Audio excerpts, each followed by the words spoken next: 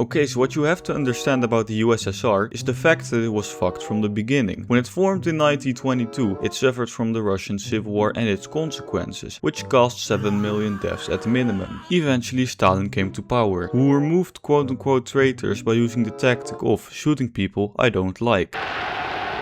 This, in combination with relocating random people to Siberia, giving unrealistic demands for agriculture and mass industrialization, didn't only crash the USSR's birth rate, but also cost the deaths of minimally 5 million people. Then World War II happened, which caused at least 24 million deaths in the USSR, and low-key also fucked up the economy and agriculture even more. Nikita Khrushchev came to power after Stalin died in 1953 and was kind of chill. Notable things he did were building shitty housing, causing corruption in the parliament, calling out Stalin in a secret meeting, having to deal with several almost World War III causing crisis, oppressed several uprisings in Eastern Europe and sent those who criticized him to mental hospitals. Because he did things the party didn't like, such as preventing World War III, he was fired and replaced by Leonid Brezhnev. While seeming like a not important name in history, he invaded Afghanistan, which is the place where empires die.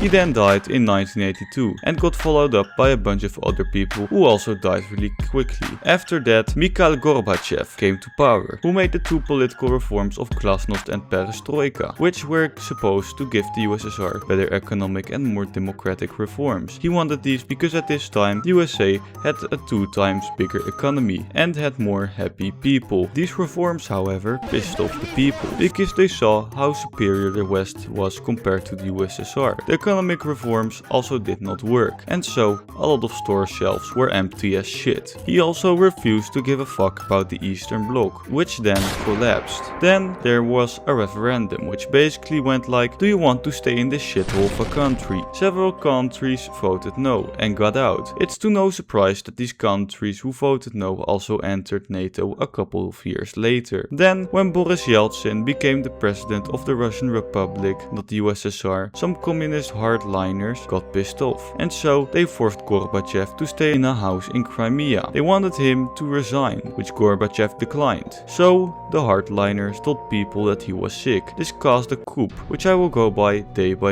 Day 1 tanks flew into Moscow and politicians who weren't liked by these hardliners were arrested, except Yeltsin. They then silenced every newspaper that spoke ill of communism and said that they would fix the USSR. Due to the KGB participating in this coup, people expected that a purge would take place if these hardliners actually fully took control of the USSR. Then Yeltsin, with other civilians and some support of the military, set up a barricade in front of the Russian White House. Day 2. Despite the USSR being anything but democratic, people started to protest all across the country. This, in combination with even communist politicians opposing the coup and the UN stopping cooperation with the USSR while condemning the coup, caused some hardliners to lose faith. Day 3. Some violent incidents happened with soldiers who were diehard commies and Yeltsin fanboys. Almost every hardliner went to fled Moscow, except the leading one, who got executed after wondering what the consequences of his actions would be. Fucking idiot. So the coup got stopped. But this coup fucked the Communist Party, because these hardliners tried to do a coup in the name of communism, which scared the people. After a process of 4 months where every nation just decided to opt out day by day, with the last one being fucking Kazakhstan, the USSR was simply no more.